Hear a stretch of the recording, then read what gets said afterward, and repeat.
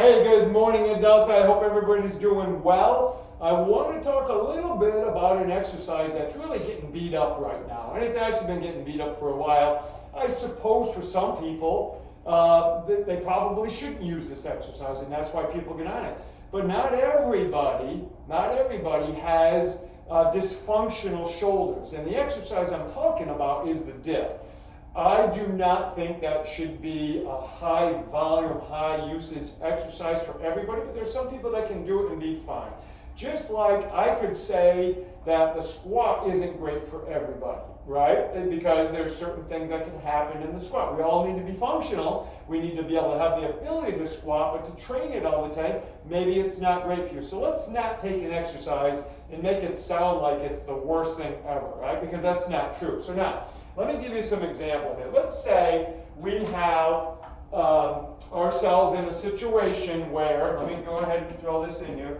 Let's say we're in a situation where we're sitting down and maybe we're in a chair. Maybe we've had back surgery, maybe we've had knee surgery or hip surgery.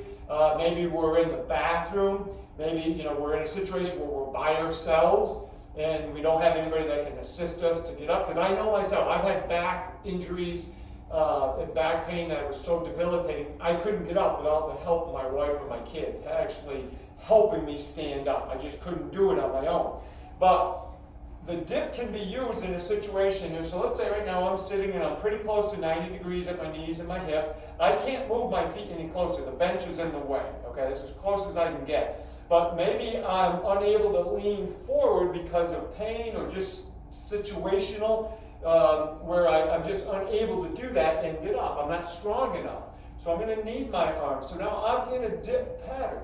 Okay, I'm using a lot of tricep right now. Now, if I want to use a little more chest and put less stress in the extension of my shoulder, I can just lean forward a little bit more. And then I just push myself up. I come back, I find my hands, sit back down under control, push back up. Okay, now in the same situation, I might be way behind the handles, okay? So from here, I may be able to use a pattern where I rock into it, get my chest involved. There, my chest is involved, using my tricep, use my hips right here. I load my hips a little bit more. Chest is involved, not as much aggressive extension in my shoulder as it is when I'm like this, okay? Lean a little bit, press, and get back up. Now, the problem with, if you have really strong triceps, then you can stay more vertical and you use this. But the problem is, as we get older, sometimes we have elbow issues, and that's the problem. So my chest is very strong, my triceps are pretty strong too, but the elbow joint sometimes can't handle just me pressing and lifting myself up like that. So a lot of times we need a little bit of help, okay? Now the other thing we can do, let me just get this out of the way, is, because I love being able to use this pattern.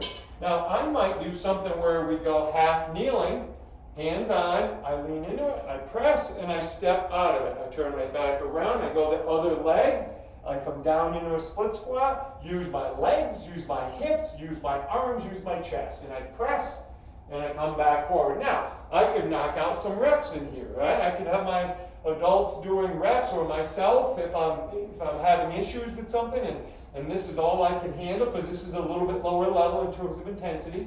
I can step up, find the grip again, control, back up. So I'm coordinating my triceps, my chest, my hips, and my legs all together. All right? And I have no stress on my shoulder right now, or very minimal. Okay?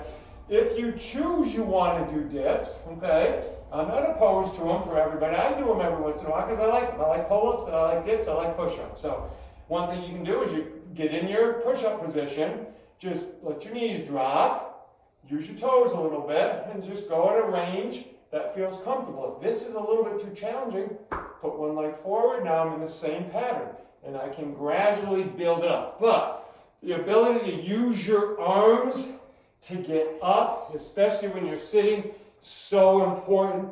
Make sure you have that ability, because there's going to be a time when you might have to help yourself get out of a compromised position, maybe deep in a chair, and you just can't get any momentum to get up. you're going to have to use your arms to press yourself up. So hey guys, hopefully you give that a shot, and we'll see you tomorrow.